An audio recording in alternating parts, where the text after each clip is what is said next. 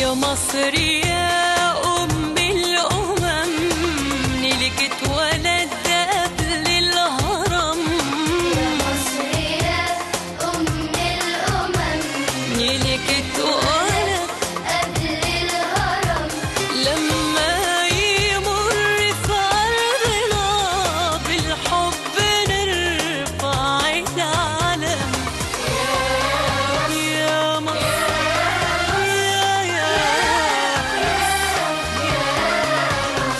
بعطش يا نيل للسلسبيل وانت حنين مش بخيل. بعطش يا نيل للسلسبيل وانت حنين مش بخيل. انا مش بريئة بحب مصر، بحب مصر، وانت اللي في ايديك الدليل.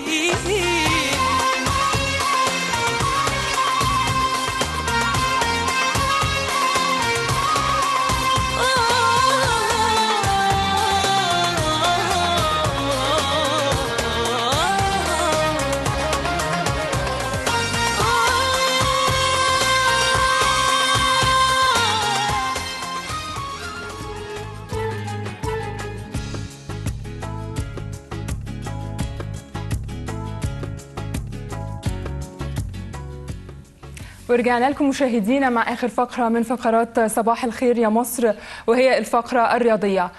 لقائنا الرياضي النهاردة هنتكلم فيه عن لعبة البولينج من خلال حديثنا عن بطولة سيناء الدولية المفتوحة رقم 15 للبولينج، واللي أقيمت بالمركز الدولي للبولينج بالقوات المسلحة واختتمت آخر الشهر اللي فات.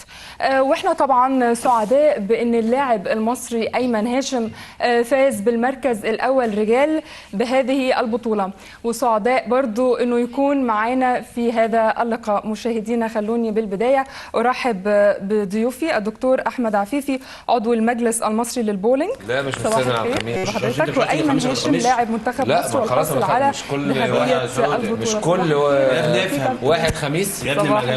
طيب يعني بداية كده لو تكلمنا عن الجهات اللي دعمت البطولة دي وشاركت بجهودها وإمكاناتها في نجاح بطولة سيناء الدولية للبولينج. في البداية احنا بنهدي الشعب المصري كله الحقيقة كاس البطولة، ويمكن أيمن ما خدش بطولة سيناء بس، لا خد بطولة التصنيف الآسيوي كمان مع بطولة سيناء. أنا جمع بين بطولتين رغم وجود أبطال العالم. الحقيقة زي ما حضرتك قلتي إن كان في دعم من وزارة الرياضة، الحقيقة دعم قوي الحمد لله للاتحاد، بالإضافة لوزارة السياحة، بالإضافة أن الاتحاد بعلاقاته المختلفة قدر أنه يوفر بعض الرعاة، فقدرنا الحمد لله أن احنا نجيب الموارد اللي تغطي البطولة، وحققت الحمد لله إلى حد ما قدر النجاح. نعم كابتن أيمن، يعني يا ترى جايزة المركز الأول رجال اللي أنت حصلت عليها عبارة عن إيه؟ وزي ما احنا شايفين أنت جايب معاك كاس، ويا ريت لو تشرح لنا بقى وتوصف لنا. هو بطولة سيناء بطولة دولية شارك فيها جميع دول العالم، بطل أمريكا، أبطال البحرين، قطر، الكويت، السعودية، وتايلاند وماليزيا، ولاعيبة من منتخب مصر، كلهم أبطال عالم واسيا عامه ابطال عالم. فانا فاينل لعبت مع بطل البحرين يوسف فلاح، هو بطل عالم والحصل على بطوله سيناء في 2011 و2012. لعبت الفاينل معاه بفرق سكور 257 194 والحمد لله كسبت. وفي الثاني يوم كان التصنيف الاسيوي. التصنيف الاسيوي ده عباره عن عده بطولات، وفي اخر السنه بتقام فاينل في الكويت. فانا الحمد لله في السنه دي كسبت التصنيف الاسيوي الحمد لله. الحمد لله، ألف مبروك. الله يبارك فيك يا حبيبي. طيب يا دكتور، تكلمنا برضو عن الدول اللي شاركت في البطولة، وبرضو عدد اللاعبين واللاعبات اللي شاركوا في المسابقات بالتفصيل بالظبط. الحقيقة احنا كنا حريصين ان احنا ننظم البطولة في هذا التوقيت عشان نشارك الشعب المصري وقواته المسلحة يعني احتفالاته بالذكرى ال31 لعودة سيناء. نعم. فمعظم البلاد العربية ودول الخليج بالكامل شاركت معنا، لدرجة ان عدد البلاد المشاركة في البطولة وصل ل 12 دولة. منها امريكا وتايلاند ودول الخليج بالكامل، المملكه العربيه السعوديه ومملكه البحرين وقطر والكويت. فالحمد لله كان في يعني رغم الظروف اللي بتمر بيها البلد، اللي كان في اصرار من البلاد العربيه والبلاد الاوروبيه، ويمكن الولايات المتحده شاركت معانا في البطوله. عدد اللاعبين وصل ل 100 لاعب ولاعبه. فده كان الحقيقه حقق لنا الهدف الثاني من اقامه البطوله، وهو اثراء السياحه الرياضيه او المساهمه في السياحه الرياضيه بشكل فاعل كاتحاد وطني، وان احنا نبعت رساله لكل العالم ان مصر امنه وبخير، وان شاء الله هتتعافى قريبا وتعود الى مكانها الطبيعي. ان شاء الله يا رب. طب يعني لكن اللاعبين اللي شاركوا في البطوله يا ترى جم مرشحين من قبل اتحادات اللعبه في بلادهم ولا اتقدموا بصفاتهم الشخصيه؟ الحقيقه هي بطوله مفتوحه، ولكن احنا كاتحاد مصري بنخاطب الاتحادات المماثله في كل البلاد الاعضاء في الاتحاد الاسيوي، لان زي ما حضرتك عارفه يا استاذه رغده ان احنا بنلعب في الزون الاسيوي. فالحمد لله كان في قبول من الدول، والدول دي هي اللي بتتفاعل مع الاتحاد المصري وبتبعت اسماء اللاعبين، وبيبقى في بروتوكول استقبالهم وتسكينهم واللي هي اجراءات تنظيم البطوله. طيب كابتن ايمن، يعني تكلمنا عن مشوارك في البطوله، خاصه المباراه النهائيه اللي فزت فيها وفزت بالبطوله. هي البطوله عامه عباره عن ترايلات، بيتاخد احسن 3 ترايلات يتلعب بيهم.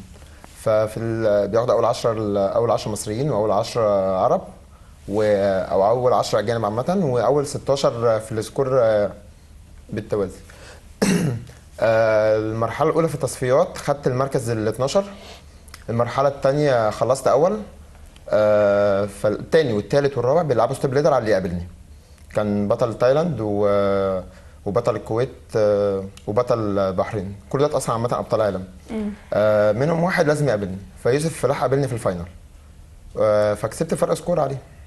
تمام الحمد لله. ده فرق جامد دايما، كان فرق 100 بن تقريبا في مباراه ختاميه 56 190. فكانت الحقيقه كان اداء رائع لايمن. طيب يعني من الملاحظ ان اغلب الدول اللي كانت مشاركه كانت جايه من قاره اسيا، هل ده ليه تفسير معين؟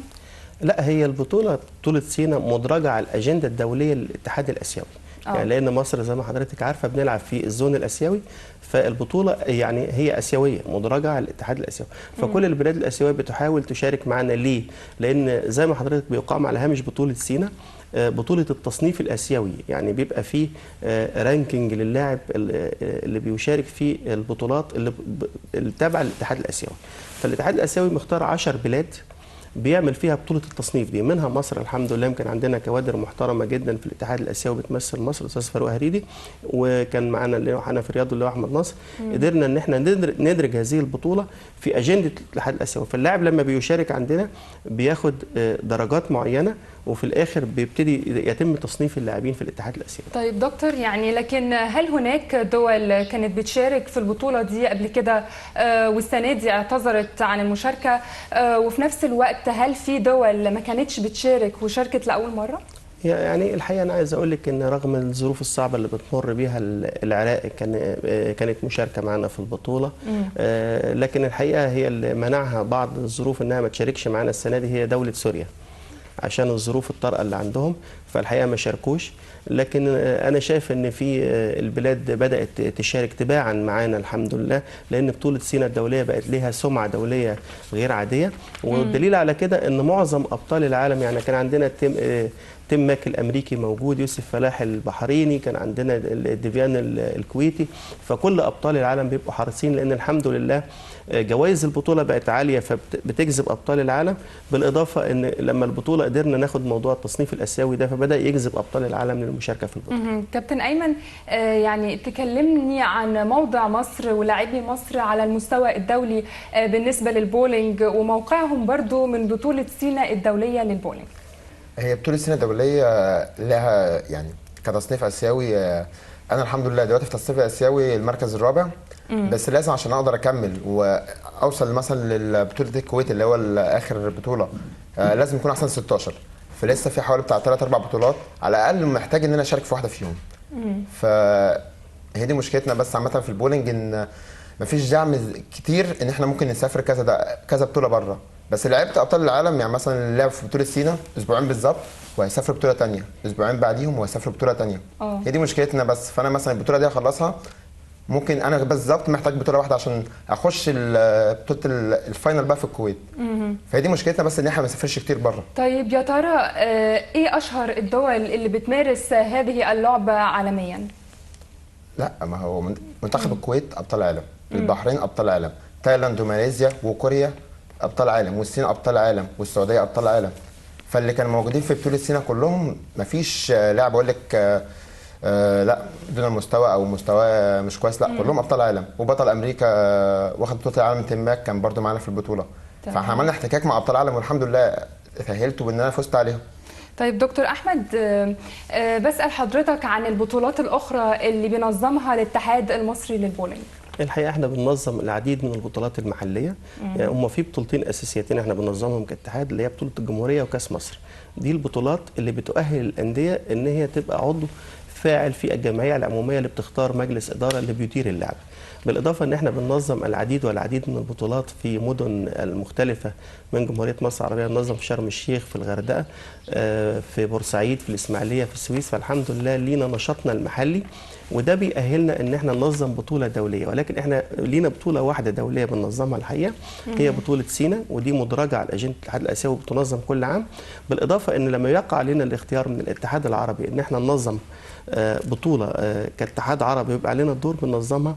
وكل ده بيتم بفضل توفير المركز الدولي للبولينج القوات المسلحه اللي موجود في مدينه نصر، لانه بيحتوي على 24 لين، وهو ده اللي بيأهلنا ان احنا ننظم بطوله دوليه.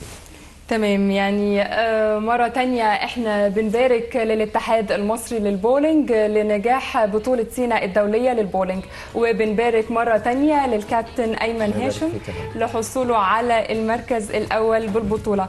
مشاهدينا احنا بكده نكون وصلنا بيكم لنهاية حلقتنا النهاردة. بنشكر ضيوفي الدكتور أحمد عفيفي عضو المجلس المصري للبولينج، وأيمن هاشم لاعب منتخب مصر والحاصل على ذهبية البطولة.